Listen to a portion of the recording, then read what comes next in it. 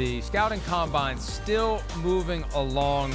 We're going to do a draft today, Big Cat, of the most important stories coming out of the scouting combine.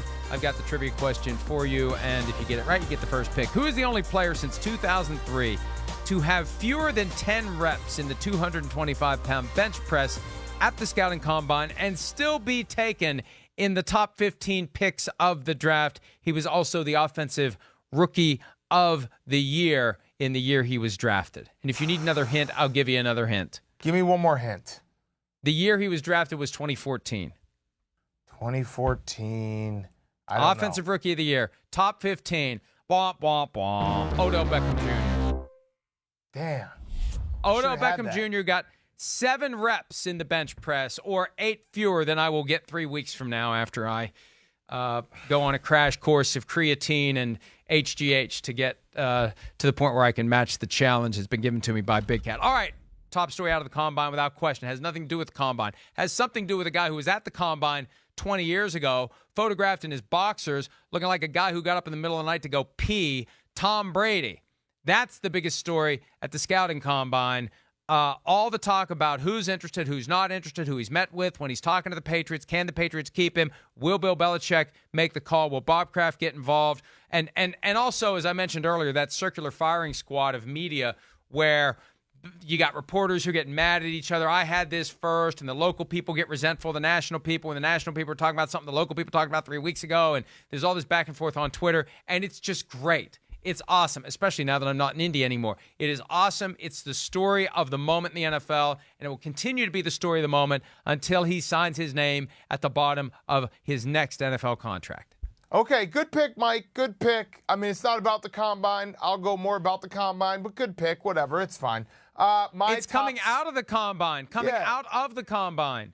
That's, I mean, not This is true, hovering actually. over everything. It's still, the combine is so, listen, you were there. The combine's so much more than a bunch of guys running around in their underwear.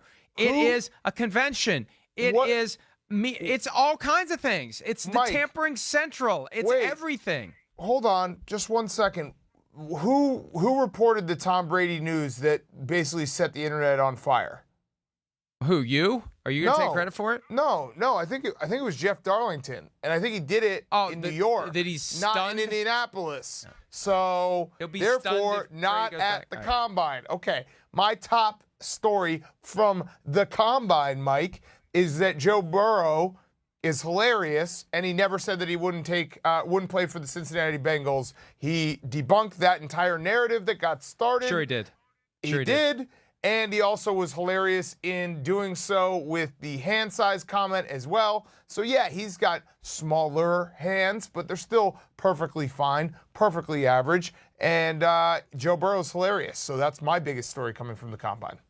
Joe Burrow is hilarious. Joe Burrow is awesome. Joe Burrow said on Tuesday that if the Bengals pick him, he will show up. He's not going to say no to it. He's not going to not play football. However, I would like everyone out there, and this is the last time I'm going to say it, at least today. See? There's a chance I'll say it again. Saying I won't refuse to show up is a far cry from saying I want to play for the Bengals. Big Cat, you make him a free agent. You want him to? No, that's reverse tampering, Mike. If he says he wants to play for the Bengals, that's reverse tampering. What are you talking about? You can't tamper the other way. My point is, saying that I won't boycott, saying that I won't make a power play is a far cry from him admitting I really want the Bengals to take me. I think what happened was he tried, either with advice from his agents or on his own, they tried to poke around the edges of this effort to scare the Bengals away, and it took on a life of its own, and now they're backing off of it. That's what I think happened. And, all these people in Cincinnati are mad at me for just acknowledging what was obvious and what was right in front of me. And if you want to ignore reality, ignore reality. I don't care. But it was obvious based upon the comments and the circumstances that something was happening, and he was hoping that maybe the Dolphins or someone else would trade up and take Joe Burrow. And he still may be, but they've decided to not be vocal about it because it kind of blew up in his face. All right, next one for me. And I'll make this one about the combine so you won't complain about it, although I have another pick I would make if I'm allowed to talk about things happening in Indianapolis. Chase Young not working out and making no apologies for it and not getting any pushback for it. We've finally gotten to the point where, The people, and look, if anyone's in the media has said it, I've ignored it, and I will continue to ignore it. This idea that a guy who chooses not to work out at the combine in some way isn't a competitor, doesn't want to compete, that's baloney. People want to be entertained. And I wonder if he was a quarterback, we'd have the same reaction. I hope the next time a high-profile quarterback makes that strategic decision. I guess Burrow has. He's not injured, is he? Burrow's doing it. Nobody's saying boo. So good. Players not working out at the combine. That not being a huge deal anymore, I think, is a big story, because up until as recently as last year, you'd have these people in the media who would wring their hands and gnash their teeth about guys not working out. I think Burrow is a little banged up and he wants to get to 100%. For Chase Young, I'm perfectly fine. I'm just not doing it.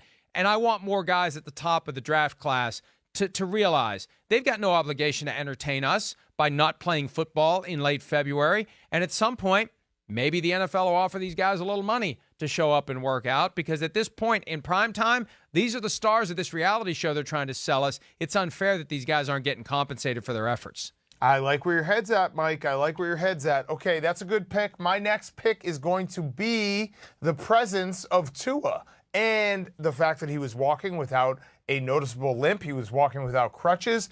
And all early reports have his medicals coming back as he is on pace to be okay, to have that hip injury heal, to be able to play next year. I think just seeing Tua, and if you're a team drafting in the top 5, just having the presence of Tua at this combine will go a long way in, calming your nerves about his injury and how he's feeling overall. Just being able to talk to him probably calms some nerves if you're talking about a team with the top 5 picks. So his presence was a big story, because remember, Mike, and people have been saying it, if Tua doesn't get hurt, Alabama might be in the playoffs, and Tua still might be the number 1 pick. You know what I mean? So this is you could spin it that you're going to get some great value if Tua drops all the way to 3, 4, 5, somewhere in that range. And a lot of teams probably have Tua as their number 1 on the board over Joe Burrow, and are saying, hey, how can I get up there? How can I trade up there? Especially now that he looks like he's healthy. Even if he is healthy now, the concern that I know some general managers have is this: 3 lower body injuries at the college level. The NFL level, a lot more physically demanding. And if you can't stay healthy at the college level, will you be able to stay healthy at the NFL level? And we'll only know when he does it or doesn't do it. But that's the downside here. Tua is a great kid. We had him at the Super Bowl for an interview. Very, very gregarious, very funny, very loose, very relaxed. And it would be interesting to see who the top pick is if he were completely healthy and these weren't issues, because it very well still could be him, despite what Joe Burrow accomplished this year. All right, last one for me. Sorry, Big Cat. It has nothing to do with... Did you just burp? I don't know what that was. It was kind of a half hiccup, half burp. I don't know. Thank you. Did you just burp in my face? Well, no, because you're 500 miles away. But thank you for slamming the brakes on the show to point out to the world that I made some kind of a noise that was completely unplanned. Mike, when we do the draft, this is my time to shine. I dominate you in the draft every single week, so when you burp and you show weakness, I will absolutely note it. It wasn't really, I don't know what that was. It was just kind of a half hiccup. Yeah, it was a nerves. You were nervous. You're scared. Yeah. All right. What is that? I know sound effects. That? I like it. Yeah, good job. I didn't know we had a soundboard. What else you got, Stats? All right. Okay. Okay. Can we stop, please? This makes for great TV. The CBA vote and the CBA issue, everything about the CBA. It's never intersected like this before, where you had every player rep, all 32 of them in town. You had the 8 members of the NFL's management council there. Big shot owners. Bob Kraft flies into town for this meeting. Commissioners there, right? They get together. They have their meeting on Tuesday for 4 hours. And then the NFLPA leadership meets into the wee hours of the morning, and they pass the measure to the rank and file by 1 vote, 17 yes, 14 no, 1 abstention. And then the blowback from Russell Wilson. When the hell has Russell Wilson ever said anything negative about anything in his life? And he goes all in against the new CBA. Doesn't quite say why, but he goes all in against the new CBA. And then Aaron Rodgers with that long thing that he banged out in his notes application that he pasted into Twitter. It's amazing to me that it's become the story it is.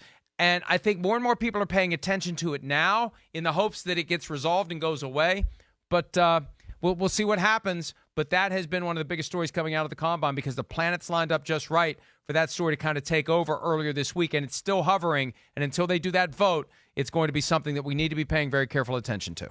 Okay, fine pick. I will win this draft like I win every single draft with my last pick. Mike, you know it's coming. The most important story coming out of the Combine in Indianapolis, Mike Florio looks frail. And you're probably saying to yourself, what are you talking about, Big Cat? What are you talking about? Well, I'll tell you a little story time. Pull up yourself, tuck yourself in right next to the TV, the warmth of the glow. I'm going to give you a story. We went out to dinner the channel on Wednesday night.